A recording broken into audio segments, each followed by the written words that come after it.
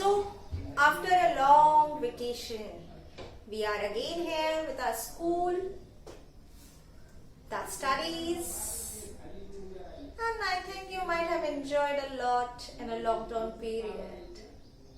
So, today we'll start with our first chapter of history, that is sources of history. Now, before starting this chapter, students, you should take out your books in front of you. Then only you are going to get through this chapter. So, whenever you will get my videos about the social studies subject, first you will take out your book, take out that page, and then as I am teaching, you go through that chapter. Then only you will understand it. So, we'll start with the sources of history. Now, sources of history is divided into the four parts. That is sources of modern Indian history. It is divided into four parts. That is the material sources, oral sources, written sources, and audio-visual sources. Material sources means the materials which are there available with us. That is the buildings, palaces, statues, memorials, etc. Oral sources means those sources of history about which we have come to know orally. Then comes the written sources. The written sources are the sources in which the written biographies, autobiographies, then foreign accounts, newspapers, periodicals, etc. information is available to us. Then comes your audiovisual sources. Audiovisual sources means the documentary film about our national heroes. Then the films, photographs, whatever is there, the documentary form, that comes in your audiovisual sources. So now one by one we'll study all the sources of modern Indian history in this chapter, that is sources of history. So first we will refer to the material sources. Now see in your book, we have studied the source of ancient and medieval Indian history. This year we are going to study the sources of modern Indian history. Historical sources include material sources, oral sources, written sources, and similarly sources which are based on modern technology due to the technological development such as audio, video and audio visuals are also included in the sources of modern Indian history. So, first today we will see about the material sources. Now, various objects, monuments, places, coins, sculptures, etc. they can be included in the material sources. Now, the first thing, that is buildings and places. So, say in your book, the period of modern Indian history is believed as the period of European, especially the British rulers and governors of princely states. In this period, various buildings, bridges, roads, water supply system, fountains, etc. were built. That in that period, in a modern Indian history period, at that time, the Britishers, they have made so many buildings. They have made at that time so many palaces. And that buildings and palaces are still now. We can see them. The drainage system which was made by them, the pakka roads which were made by them, then the bridges, the water supply system, the fountains, all these things, the development, it was all done by the Britishers in India. These buildings include government offices, residence of officers, leaders and revolutionaries, palaces of rulers of princely states, forts, prisons, etc. कि बड़े बड़े जो किले बने थे, राजा महाराजाओं के जो महल था, जो जेल बने थे, all those things were made by the Britishers at that time, and that are included in the material sources now in the category of buildings and places. Among these monuments, many buildings are intact even today. That even today we can see many of the buildings and places which are there. कि आज भी हम जो बड़े बड़े वो किले हैं, जो महल हैं, आज भी हम देख सकते हैं। जैसे आप सिंधुदुर्ग गए होंगे, शिवाजी महाराज का जो फोर्ट है, जो किला है, so that are still available now. We can go there, we can see there what they have done.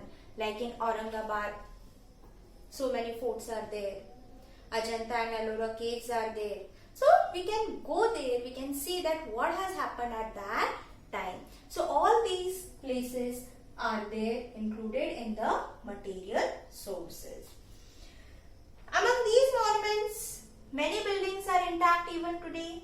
Some are declared as national monuments, whereas some are converted into museum. That now some of the buildings of that time are now converted into a museum. You can go over there and you can see about all the historical record, all the historical weapons, all the things at that time which were used. In the museum they are preserved and displayed to you. The coins, the weapons, all the things, the pottery, all things which they used to at that time, that is displayed in museum. For example, the cellular jail in Andaman, and in Andaman and Nicobar you can go and see the cellular jail.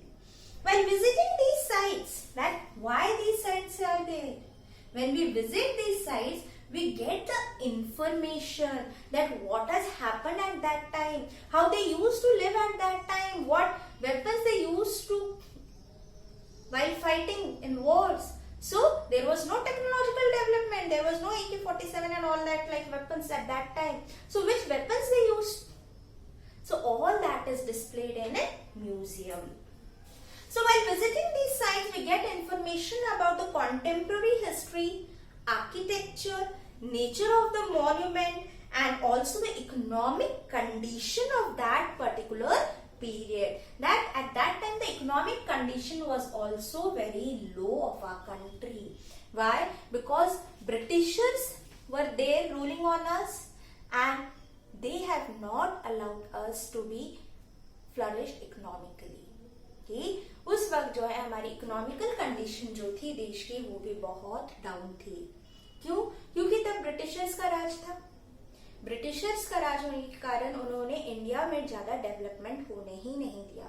Eight that time they have thought about their benefit only, that how we can benefit us from the sources which are available in India. So that mentality was there of the Britishers, and as they were ruling on us, so economic condition of that time was not as it is today. Then just as during the visit to cellular jail in Andaman, we get information about the revolutionary work of V.D. Savarkar. By visiting Mani Bhavan in Mumbai or Sevagram Ashram at Wardha, we get information about the history of Gandhian era. So many buildings and places are available.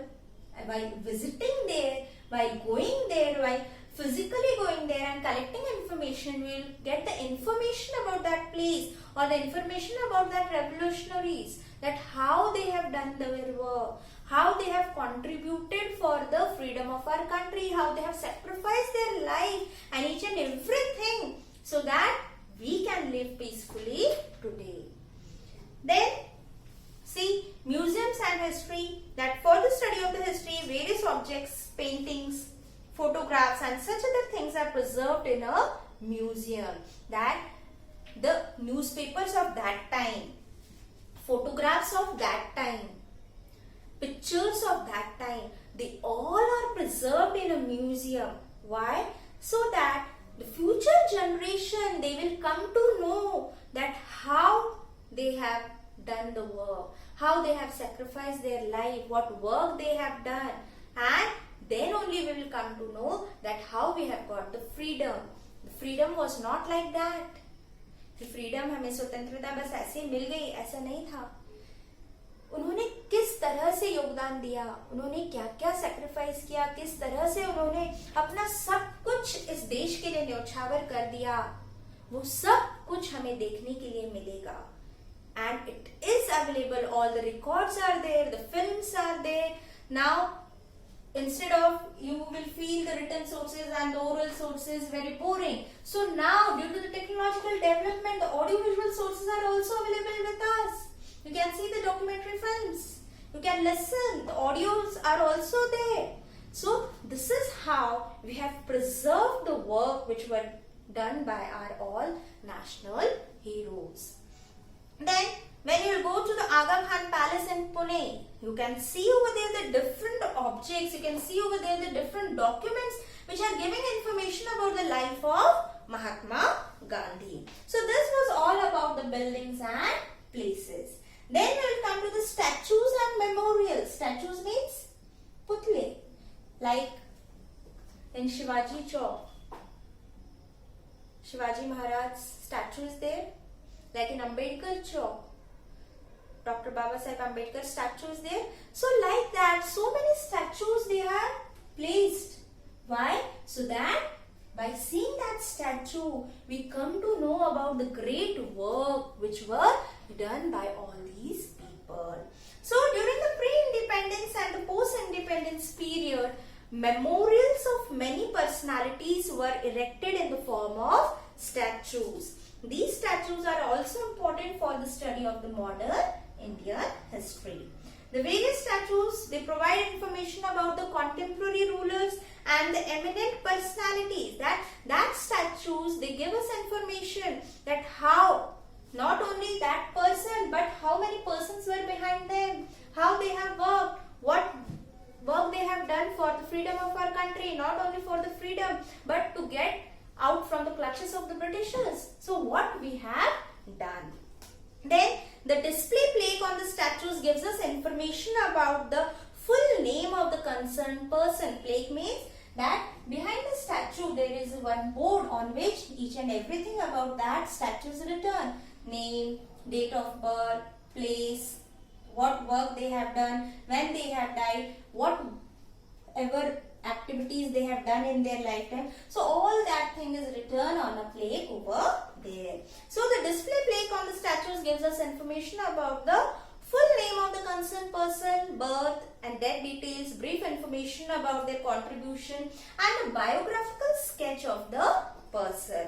Just as the statues of Mahatma Jyotirao Phule, Lokmanya Tilak, Dr. Babasaheb Ambedkar, there are memorials which are erected in the memory of various events which give information about the concerned event period, people related to that event, like the Hutatma Smarak at various places. So all these statues were erected in various places so that we can memorize those people. We will come to know that what great work they have done for us. Then the achievement which they have done in their life. So all these things are included in the material sources, that is buildings and places, statues and